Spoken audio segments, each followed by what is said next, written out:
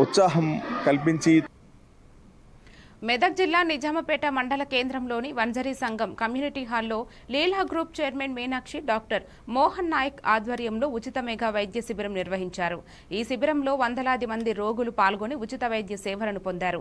Doctor Mohan Naik స్వయంగా రోగులను పరీక్షించి అవసరమైన మందులను ఉచితంగా పంపిణీ చేశారు. ప్రజల ఆరోగ్య రక్షణ కోసం మండలంలోని ప్రతి గ్రామ పంచాయతీ పరిధిలో ఇలాంటి శిబిరాలను నిర్వహిస్తున్నామని తెలిపారు. గ్రామ ప్రజలు ఈ వైద్య శిబిరాలను సద్వినియోగం చేసుకోవాలని ఆయన పేర్కొన్నారు.